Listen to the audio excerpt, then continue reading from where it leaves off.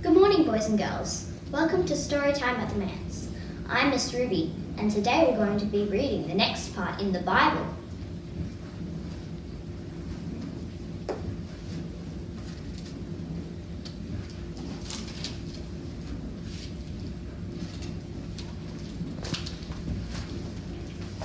God's people become great.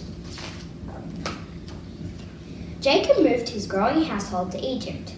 Bags were packed, camels and donkeys were loaded with things, and everyone started out. First came Jacob, the son of Isaac, the grandson of Abraham. Next came Jacob's sons, and then came all of their families. 70 people moved to Egypt.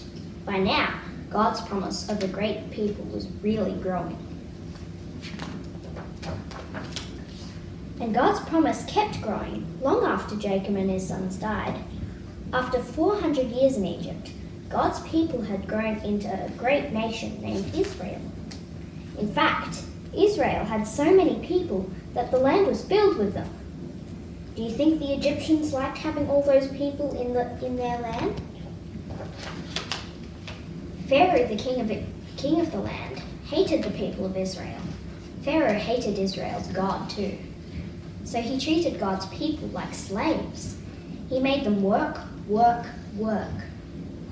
He was so evil that he even killed some of God's people. God's people were in trouble. They cried out to God for help, and God heard them. Do you see the little baby boy? He was God's answer to the people's cry for help. His name was Moses, and one day he would help rescue God's people. When Moses grew up, God spoke to him. Moses listened to God, and then Moses did what God told him to do. He went to Pharaoh and said God's words, "Let my people go." But the king said no. He did not listen to God. Moses told Pharaoh that if he disobeyed God's word, terrible things would happen to the Egyptians. Did that make the king decide to listen to God? No. Pharaoh still refused to let God's people go. So God made the river turn to blood. The entire land swarmed with frogs, and the dust turned into gnats. But Pharaoh still refused to let God's people go. So God made the house full of flies. The animals of Egypt got sick and died, and the people got painful sores. But Pharaoh still refused to let God's people go. So God made hail fall from the sky. Locusts covered the ground, and darkness spread out over the land. But Pharaoh still refused to let God's people go. Can you imagine what it would take for Pharaoh to let God's people go?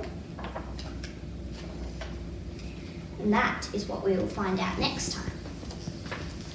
Who can tell me what was the first place that God brought to Egypt? Men.